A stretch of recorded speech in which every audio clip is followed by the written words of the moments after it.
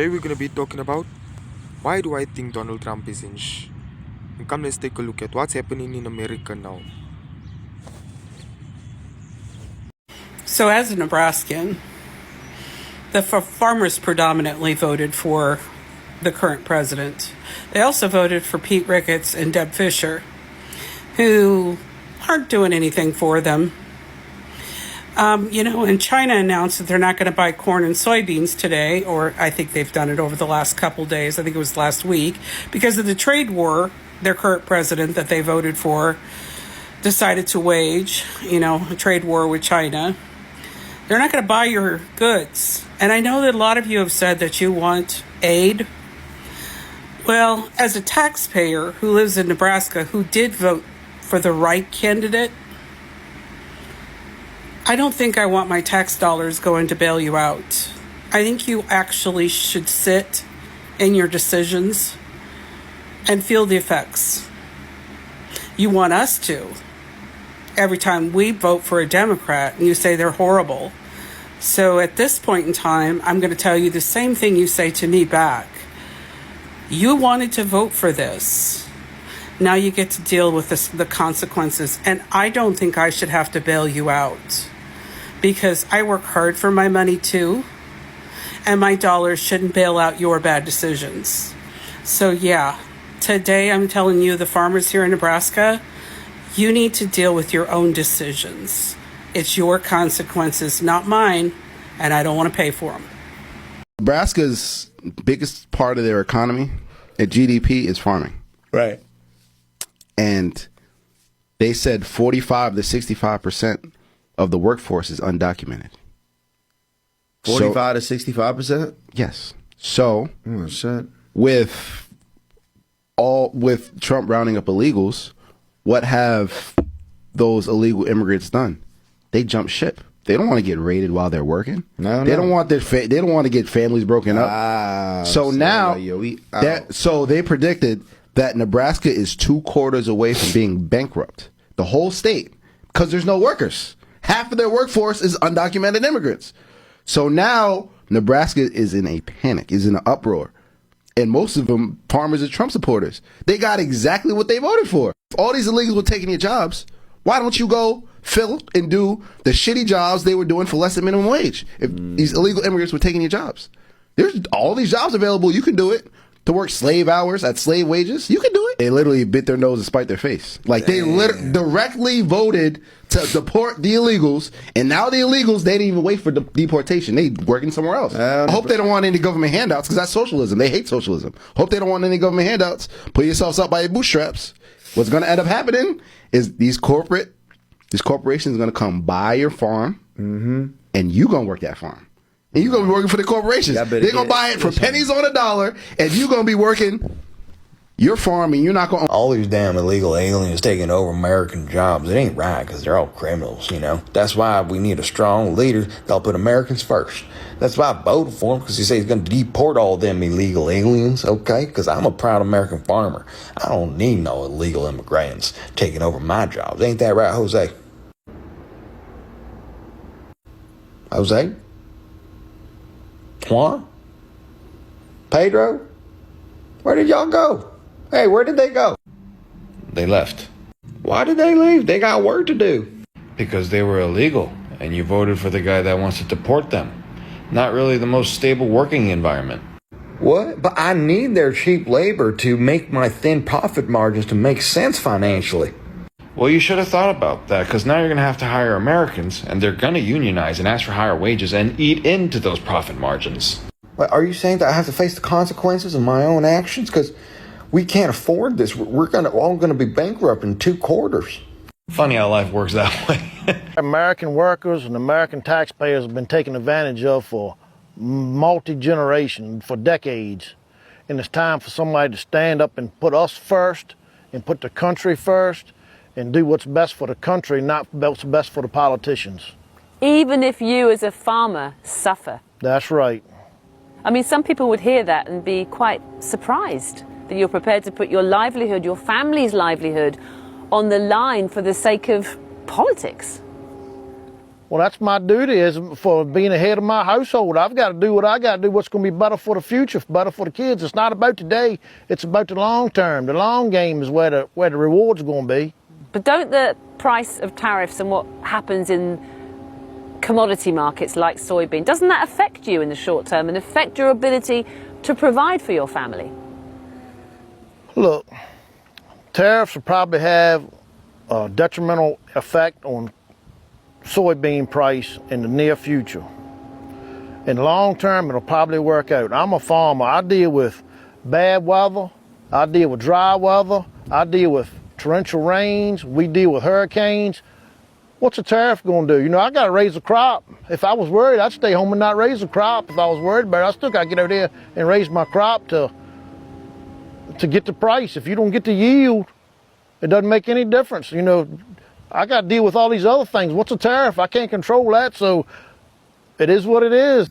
I've had enough. Yeah, I've had enough of this horse shit.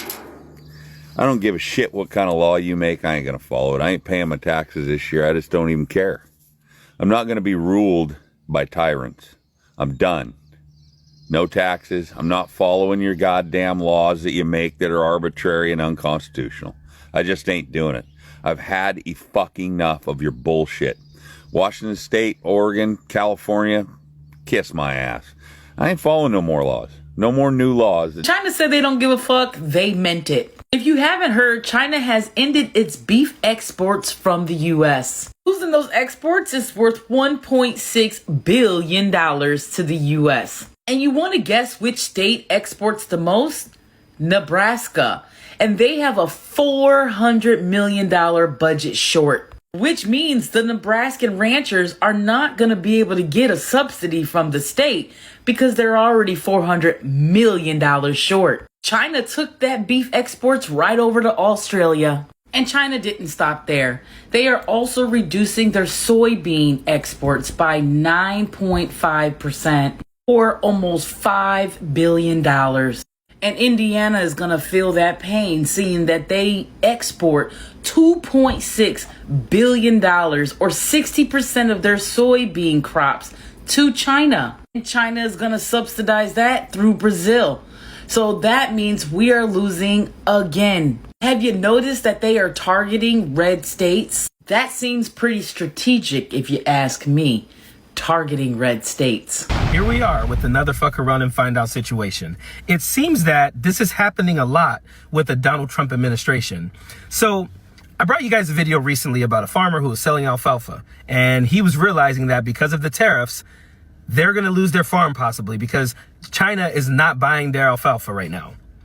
This next farmer, who says he's a Trump supporter, currently still a Trump supporter, wants us to know that we need to share his video because it needs to get out there so that Donald Trump knows what he's about to do is going to hurt small family farms. Check this shit out. I'm a supporter of President Donald Trump.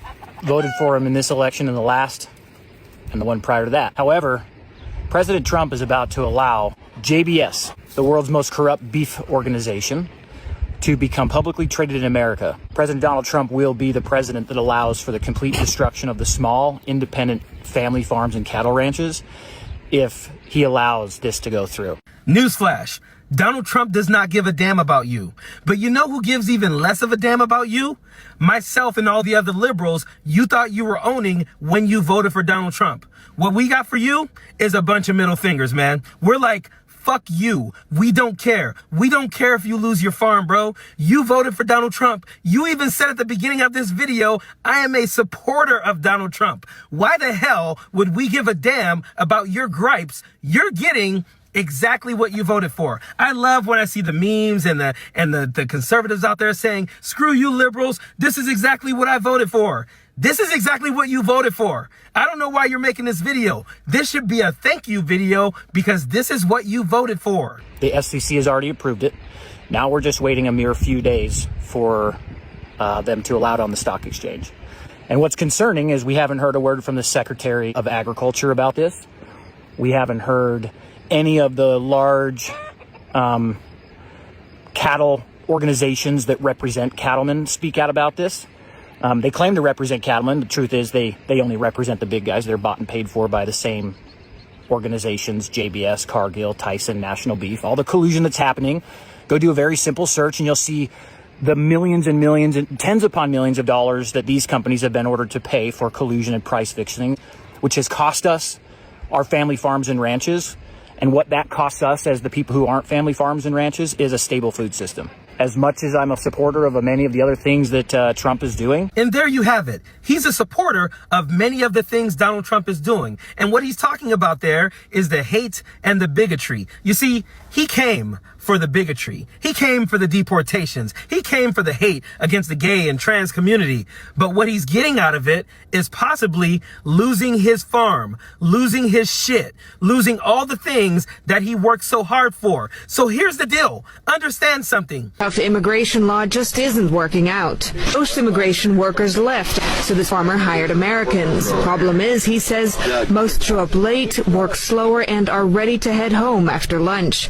Some even quit after just one day out in the field. And farmers say many Americans are not physically fit and simply don't work fast enough. Many of our local farmers are dependent on immigrant labor to pick their crops every day. And that's the produce you and I are buying in the grocery store. But many of the men I spoke with agree that immigrants need to be legalized in some form or fashion. Several of the farmers I spoke with today off camera say the inconsistency of the immigration law is already hitting their business.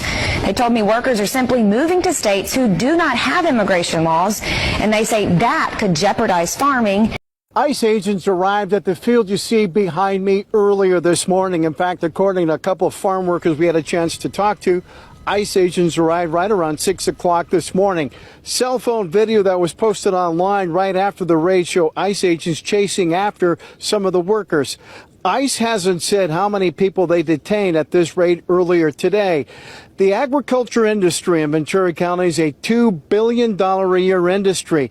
That's billion with the B. So raids like this could have a significant impact on what's planted and picked here. One of the workers didn't want us to show his face while he talked to us. Another one was okay with us showing her face, but not giving us her name. One of the workers described what he saw when they arrived to work this morning, and the other talked about the anxiety of coming to work because you don't know if ICE will be coming to your Ventura County field while you're working. Here's what they had to say. Nomás en la mañana vimos un carro, cuando estábamos en la orilla, vimos un carro venía el coche y los ICE estaban persiguiendo el coche. A mi temor mío es de que a veces por la necesidad nos obliga a presentarnos a trabajar a donde haya trabajo, pero por todo lo que está sucediendo es un poco difícil para nosotros. In a written statement to Eyewitness News, a spokesperson for the United Farm Workers Foundation says they're taking innocent people who are trying to build their own American dream. This is not law enforcement. It's a campaign of fear against people whose only crime is living and working in the U.S. This is an injustice, and we are calling on our elected officials to speak out and protect their community members. Again, no word on how many people were detained here at this field. Reporting from Camarillo, I'm Sid Garcia, ABC 7 Eyewitness News. That one industry is almost 100% reliant on foreign labor. I'm talking about the agriculture industry. Employers are desperately seeking workers, and there's a special visa just for that. That visa is called H-2A. It's a seasonal visa that allows workers to enter the United States, work on a farm, or any related agricultural job. Typical season lasts about 10 months, and these visas can be renewed 3 times. If you're an employer seeking to fill these jobs, now is the time to do it. If you're an employee looking to join this industry, it's a great way to get a US visa, even if you don't have education or too much skills. Questions? Let me know in the comments. California's citrus harvest is in trouble. There just aren't enough workers. Farmers across the state are struggling because immigration crackdowns have scared off much of the workforce. In some areas, harvest crews have dropped from 30 workers to just 5. That means fruit is sitting unpicked, and experts warn this could lead to higher food prices. California agriculture relies on over 55,000 migrant workers. So what happens if labor shortages continue? Will this lead to higher prices? Let me know your thoughts below and follow for updates. Exclusion of black farmers from federal assistance. For decades, black farmers in the United States have faced systemic discrimination in accessing federal aid. Despite their contributions to American agriculture, black farmers were routinely denied low-interest loans, grants, and subsidies from the U.S. Department of Agriculture, USDA. These programs were essential in helping farmers expand their land, purchase equipment, and survive economic downturns. But many black farmers were locked out due to racist policies and local USDA officials who favored white farmers. During the 20th century, black farmers lost millions of acres of land, often due to foreclosure or lack of financial support. Many who applied for USDA loans faced delayed processing, unfair denials, or excessive bureaucratic barriers. The 1999 class action lawsuit Pigford v. Glickman exposed these discriminatory practices, leading to a settlement meant to compensate affected farmers. However, many still struggled to receive meaningful assistance. Although reforms have been introduced, black farmers continue to fight for fair access to federal resources. The lasting effects of past discrimination have contributed to the drastic decline of black-owned farms, highlighting the ongoing struggle for justice and equity in the agricultural industry. We're facing extinction today. And if we don't get some laws in place to help us protect the oldest occupation, good, bad, or indifferent, from slavery to sharecropping to John Boyd in 2024. If we don't put some laws in place to protect us, I won't be able to pass on generational wealth to my children. So here we have an administration frowning on me asking for debt relief that they said they would provide, but you're allowing the border to remain open and providing these people who are not U.S. citizens with resources. And you can't stop farm foreclosures for black and other farmers here in the United States, Andrew. I think something is terribly wrong with that. But you can't stop farm foreclosures, but you let the border stay open and just say, hey, anybody come on in. You vote for President Mr. Trump. Right? Trump. Mr. Trump. If the election were today, Frank, would you vote for Donald Trump? No way. Couldn't happen.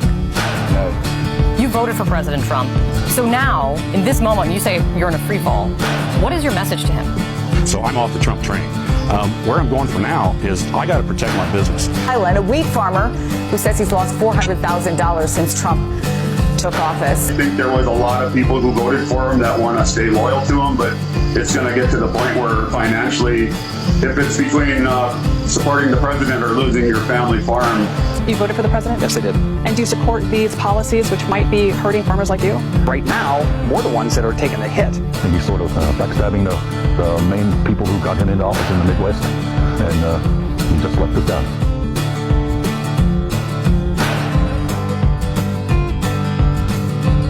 Maine farmers are fed up with the Trump administration and went to Augusta on Wednesday to protest the funding cuts and unpredictability that his USDA is causing for these farms. 150 farmers and supporters protested outside the state capitol, driving tractors and livestock trailers and carrying signs to draw attention to how President Trump is hurting Maine farms. We've told you before about how Trump's USDA has broken signed contracts that it had with farmers across the country, leaving those farms on the hook for thousands, often tens of thousands of dollars in costs that were supposed to be reimbursed. We've also told you about how the Trump USDA shut down the programs that helped Maine schools and food banks purchase food from local farmers. A lot of Maine farms were already struggling. These cuts from the Trump administration are making it harder for them to survive. A farmer from Monmouth who attended the protests asked, "Who is this working for?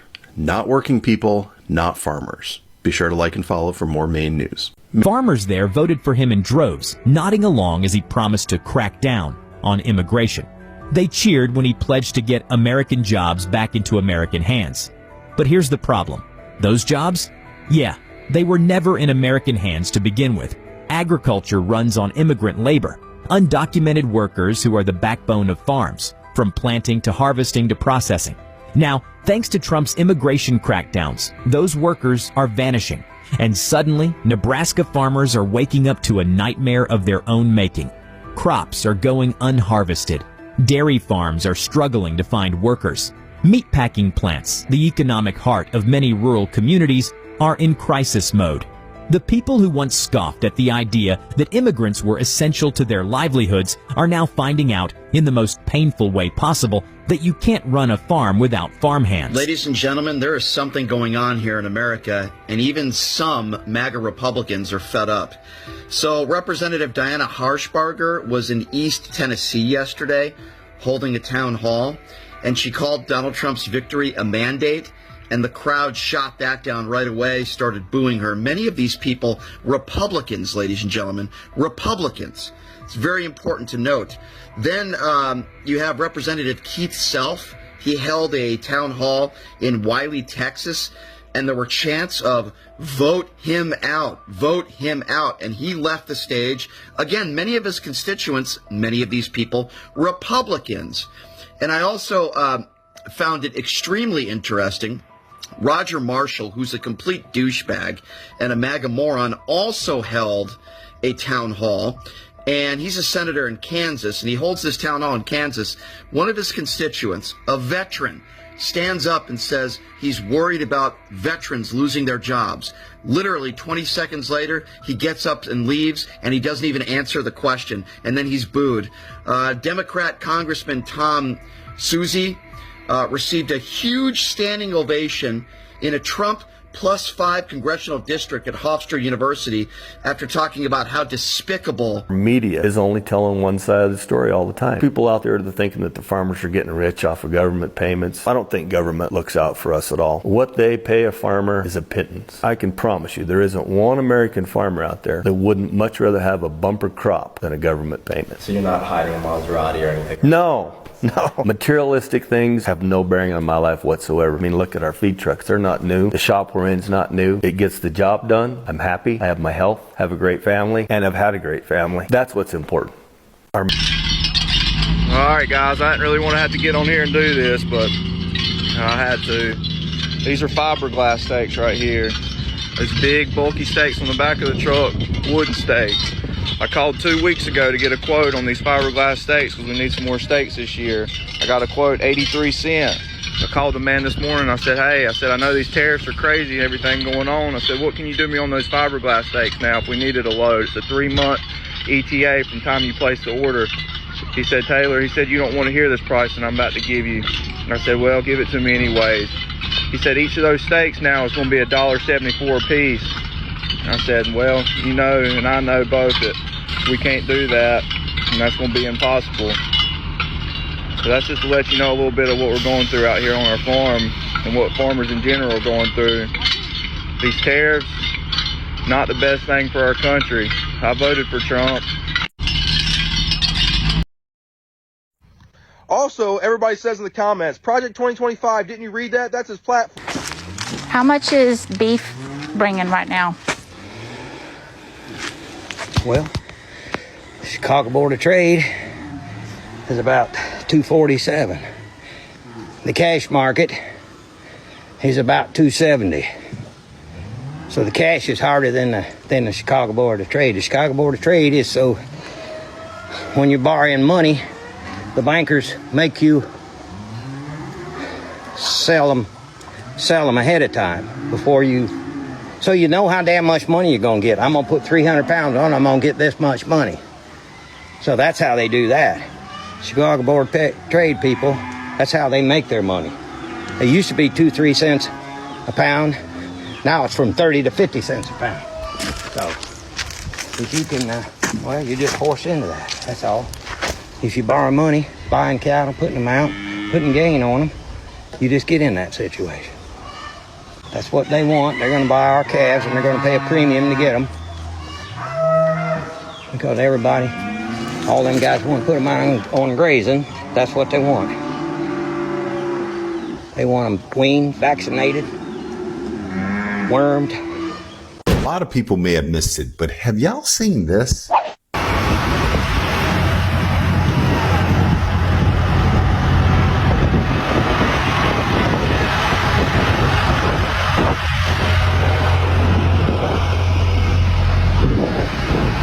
So first, let me describe what you're seeing. What you are seeing is a protest by Maine farmers. These are people, by and large, who voted for and supported Donald Trump. While Kamala won the state of Maine, and she won it by not the margins that you would typically see when there was a clear difference between what Donald Trump was saying and what Kamala was saying, he won, Donald Trump won this specific district where there is a significant population of rural voters and farmers. So this is how the news in Maine explained this situation. Department of Agriculture has angered those who work on small farms across the state. Political reporter Kate McCusker heard from Maine's farmers who gathered to protest in Augusta today.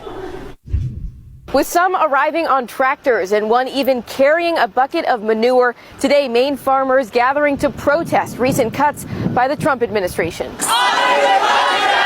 Several farmers from across the state spoke out against recent cuts by the U.S. Department of Agriculture to school lunch programs and food banks. They say federal funding is crucial for small farmers to sustain their business. Some say they've already invested money that the federal government had promised to reimburse them for, or have signed contracts to support them. And overall, they say the uncertainty and confusion is hurting the industry. This is not a partisan issue for me. I'm not a Democrat or a Republican. I'm a Mainer who thinks we need farms and farmers to feed people in our state.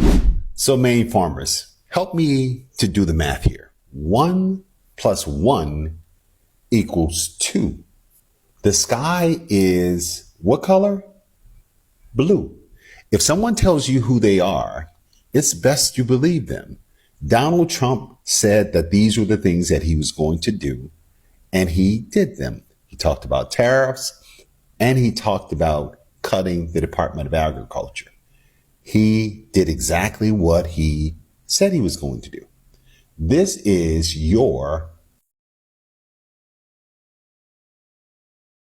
Wouldn't go back out for $100 an hour job. I wouldn't go back. I would not go back. So the farmers in America, they lost all their workers because they got deported. And then they voted for Trump.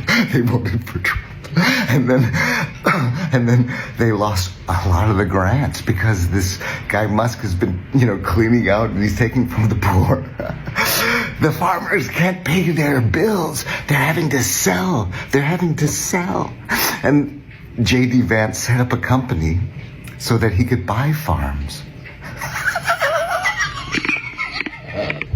I want to say a few words about the events of the last few days. This past weekend, federal agents conducted large-scale workplace raids in and around Los Angeles. Those raids continue as I speak.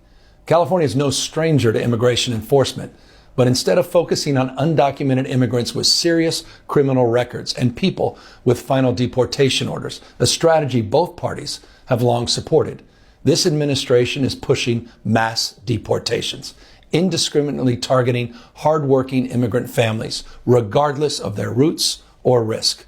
Farm workers asking Trump to spare their staff and their farm workers from these mass deportations. Nearly 2 million of the farm workers don't have status, and they're afraid that there's going to affect the food supply chain. I mean, I'm afraid about that too. Between all the tariffs and the mass deportations, the price of all the food we eat is going to skyrocket. You thought inflation was bad. This is going to be worse. So anyway, it's good to hear that they're banding together asking Trump to spare, but it's not just them that need to be spared. This is according to a Reuters article just recently. My name's Ruby Powers, your go-to immigration attorney. Another day, and another story about the people who voted for Donald Trump absolutely terrified that Trump is going to do what he promised to do. Now, yesterday, I talked about the teachers, superintendents who voted for Trump, and then now they're shocked that he is going to cut the Department of Education possibly, or at the very least cut funding to it, and they're worried they're going to lose their jobs. Today, once again, it's the farmers. Now, we have already talked multiple times over the last few months at this point about farmers across the country who voted for Trump, panicking that his mass deportation plans are going to devastate their farms, which would then devastate the food supply here in the United States. This is an issue that will, of course, affect everybody. Doesn't matter your income level. This is kind of a big deal. And now Bloomberg actually went out and talked to several Trump voting farmers down here in the South, and they voted for Trump. They like Trump. We're terrified of what Trump is going to do to our businesses. In an interview with Bloomberg, tomato grower Tony DeMare said that it would be a major mistake for Trump to institute the kind of crackdown on undocumented farm labor that has been enacted in Florida, where he says he's having trouble finding people to pick crops. A lot of people left Florida for Georgia, north, scared. Farmers had to let their crops rot, he told Bloomberg. And that, of course, is before Trump even got sworn in, right? Which is happening, just shortly here, really. So even before Trump's policies that are going to make the problem so much worse, the problem already existed. Farmers are having crops rot in the field. Idaho-based farmer Shay Myers, this one not in the South, obviously, tells Bloomberg that it is simply not realistic, given current conditions, to hire only American citizens or even only documented immigrants who come into the country on H-2A guest worker visas. He also bluntly tells Bloomberg that if he, quote, had to replace every falsely documented worker with an H-2A worker, it wouldn't happen. So there's a couple points on here that I want to point out, right? These farmers are admitting, like, yes, we're hiring illegal immigrants. And yet, across the country, Republican politicians told us for years and years, still tell us to this day, these immigrants are the ones that are the problems, right? Nobody ever wants to actually crack down on the people hiring the illegal, or undocumented is a much better word, my apologies, these undocumented immigrants. No. And now they're telling us, like, listen, we have to have these people. And by the way, I'm not even saying, like, we need to ship them back. I'm not of that opinion. Absolutely not.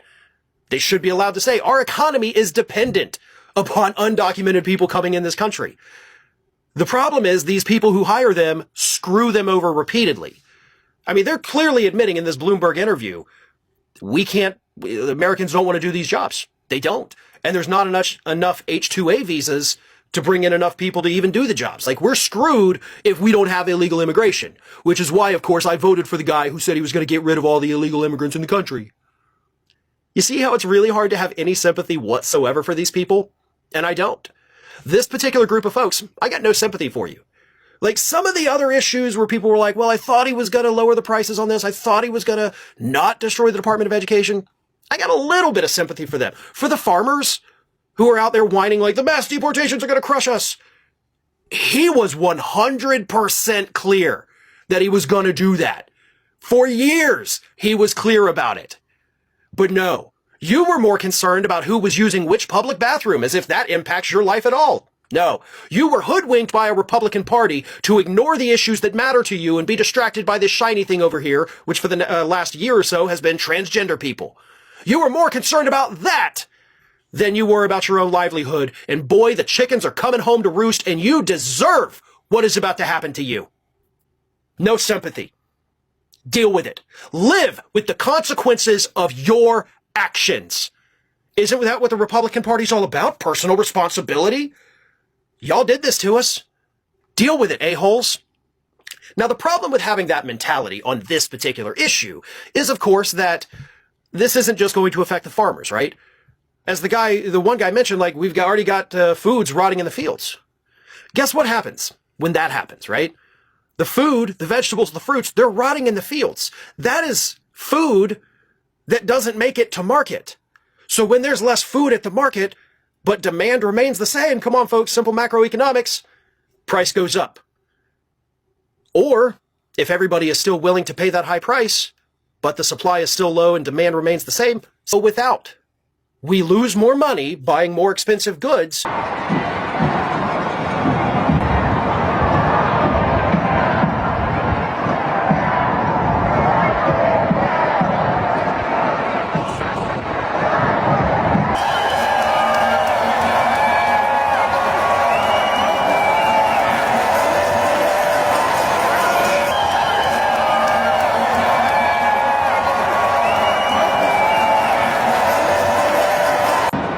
Everyone, let's talk about why farmers across the country are suing the Trump administration. The lawsuit on March 13th alleges that the U.S. Department of Agriculture unlawfully froze funds, and plaintiffs argue that the administration's actions violate the Constitution's separation of powers and the Administrative Procedure Act by refusing to disperse congressionally allocated funds.